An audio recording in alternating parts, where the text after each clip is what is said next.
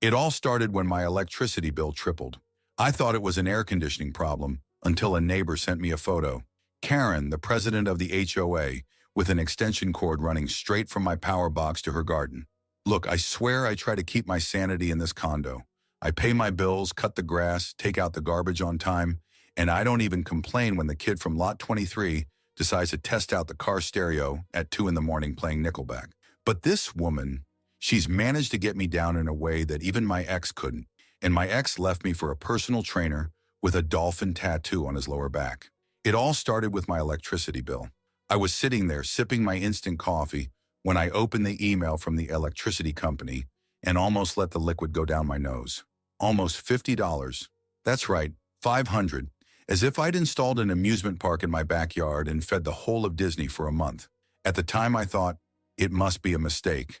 Maybe a problem with the system. I called, complained, and looked like an indignant citizen. The attendant treated me as if I'd asked him if cows fly. Sir, your consumption matches the meter? There must be something drawing extra energy. Of course, like what? A nuclear reactor in the basement?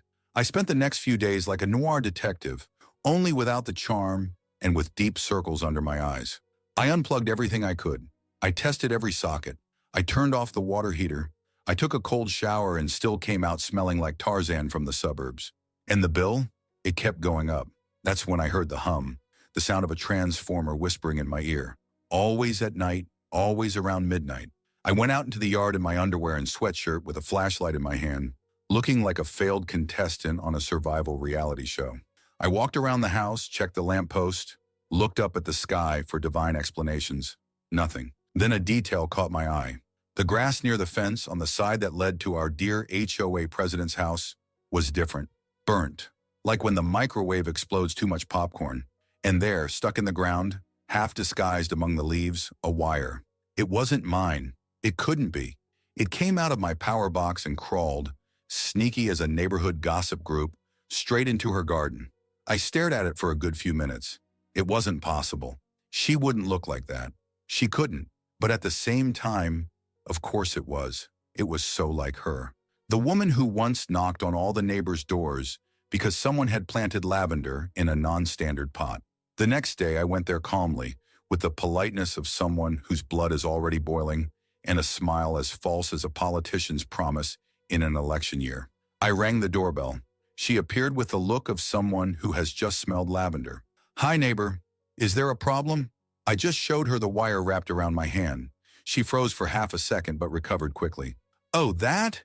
It's just a temporary extension cord, just to help with the lake pump. My system is faulty." Quick thing, she said. The wire had been there for weeks.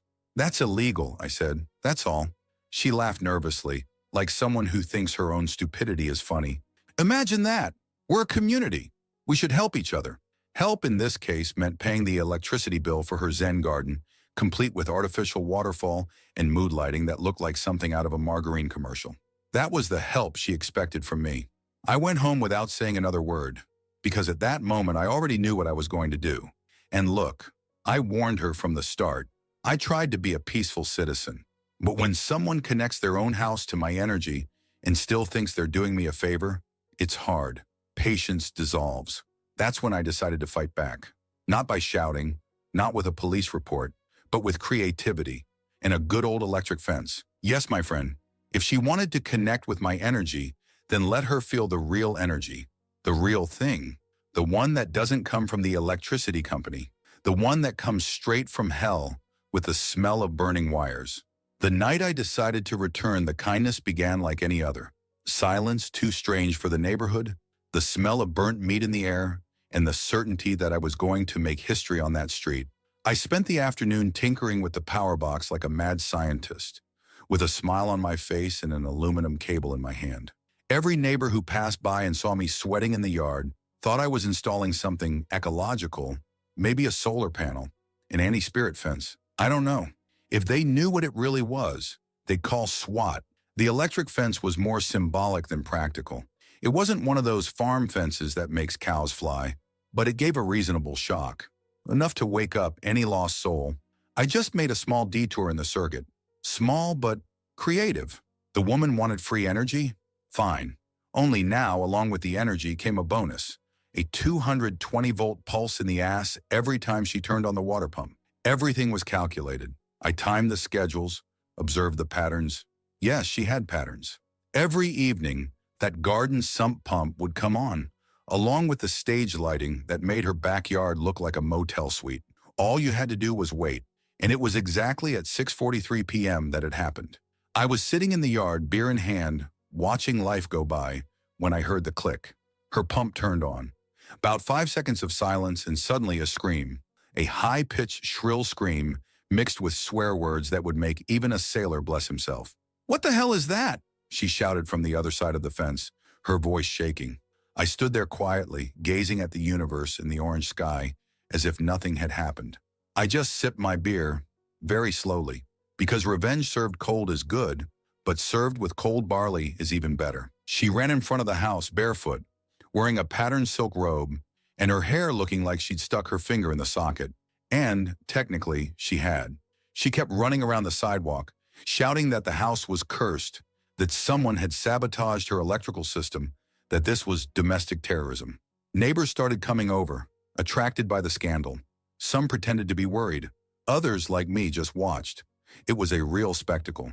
She tried to explain herself, but nobody understood. She said she got a shock from the ground, that the wire from the pump jumped on her, that she saw sparks coming out of the lavender bed. Some even asked her if she hadn't mistaken the garden controller for a microwave. The woman got so nervous that she tried to call the electricity company. But then came the second act. She went to the power box to show the technical problem and got another shock, a smaller one, just to remind her that life takes its toll, literally. This time she fell on her butt, knocking over her cell phone, which flew away and hit the wall of the neighbor's garage. I think it was then that she began to understand, because she stood up wide-eyed, looked straight in the direction of my house and froze, like those scenes in the Wild West, where two gunslingers face each other before the duel. But there I was, wearing flip-flops and a protruding belly, staring at the home control queen who was more disheveled than a witch's broom. She crossed the street like a lost soul and came to my gate with her cell phone dripping with sweat and hatred. "You did something," she said, her voice cracking. "You sabotaged my garden." I smiled with the calm of someone who has already won and is just watching a rerun. "You should thank me. I saved you from an absurd electricity bill. Now you're feeling the true power of clean energy." And direct. She literally shook. I don't know if she was angry or if her body was still buzzing, but there, in that instant, she realized that maybe, just maybe, she had picked the wrong neighbor to play theft with. The irony is that after that, she didn't call the police. She didn't call the electricity company. She didn't call anyone, because she knew. She knew she'd broken into my box, that she'd made the cat, and she knew that if she raised too much dust, her trapped ass would come out. Deep down, the woman is the type who barks a lot but doesn't bite, not when she can go out with a bad name all over the neighborhood. Of course, it didn't end there, because if there's one thing this woman doesn't know how to do, it's back down. And what she tried next was even more ridiculous than stealing energy. Over the next few days, the vibe changed. The air seemed charged, not of tension, but of miscalculated revenge. The woman went around the block with a notebook. Yes, writing everything down. Visitors' license plates, the time people put out the garbage, even the time someone left the porch light on. The block turned into a live episode of Big Brother, but with a mad inspector and no prize. I kept to myself, of course. She wanted me to react. She wanted another scandal to blame on the toxic neighborhood. But I just watched, and I made a point of waving every time she passed.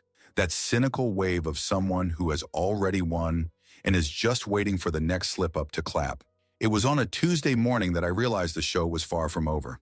I woke up to the sound of hammering, jackhammers, and that unmistakable smell of fresh cement. I opened the window, and there she was, with a group of uniformed workers moving the curb right in front of my house.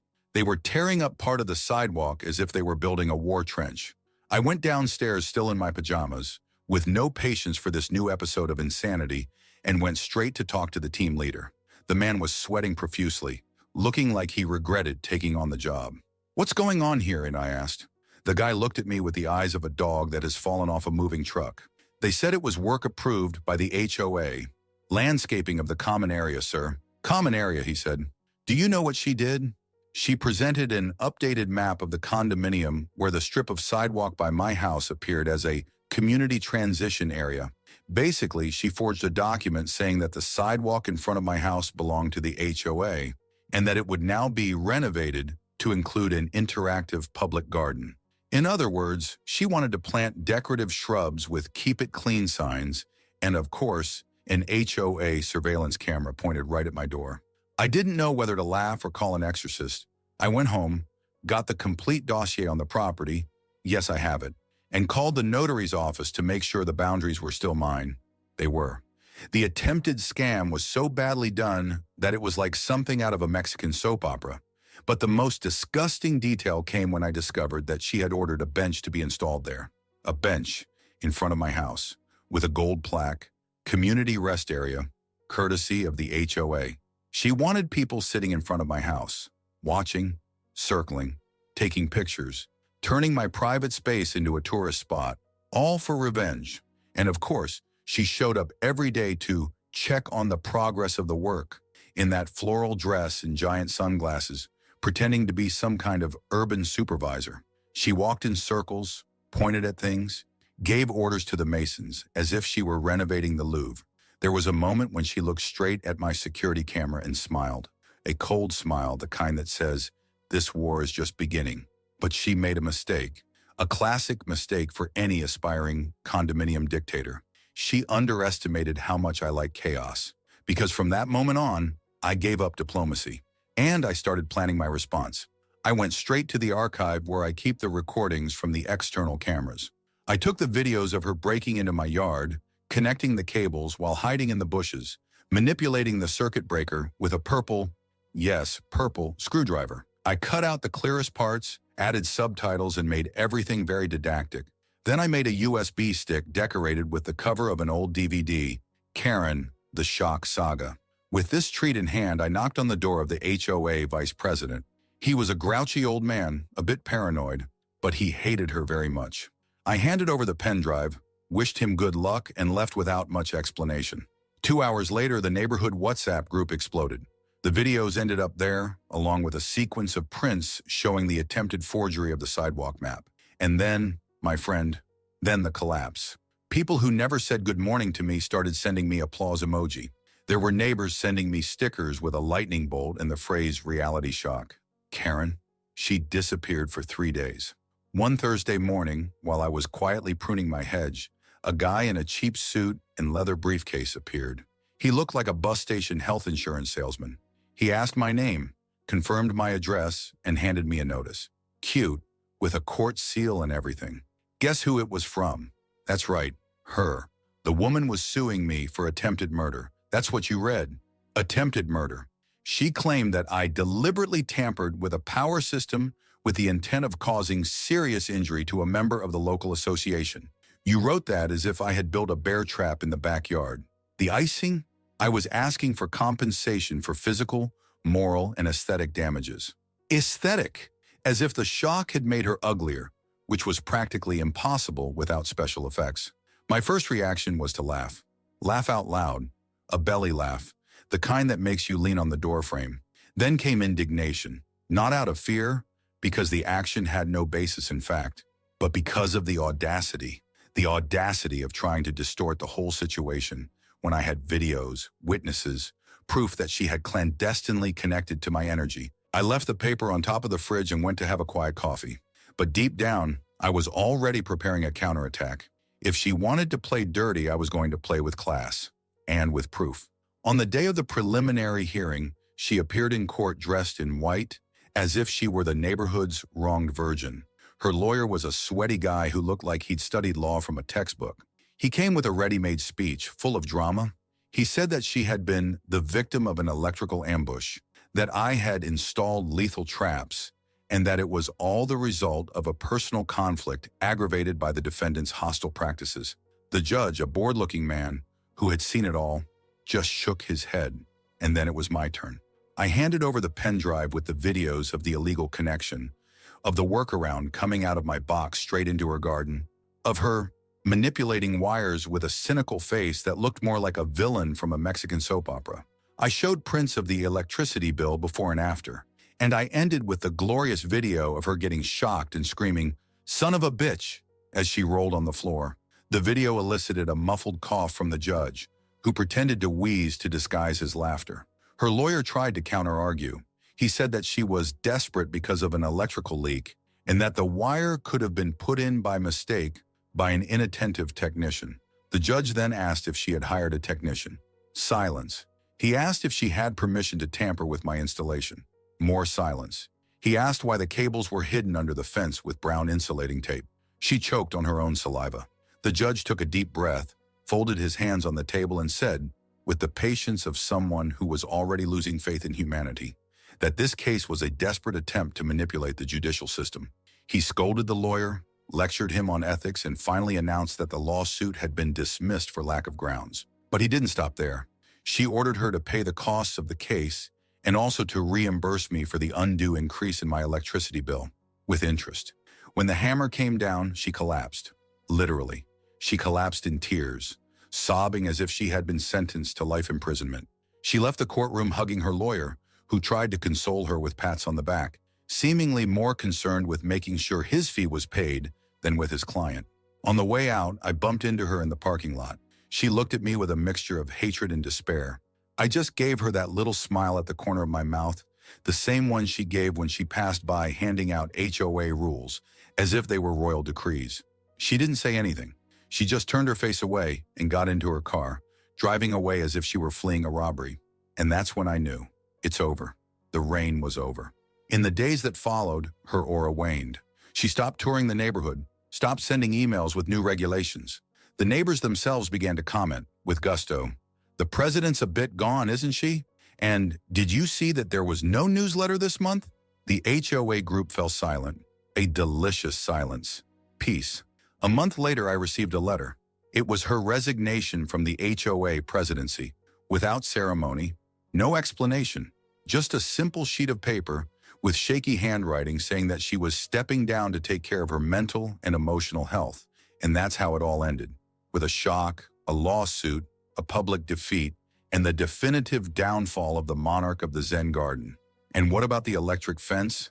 It's still there, intact, just in case another enlightened soul decides to connect to my pocket again. And if you like this video, don't forget to leave a comment and a like.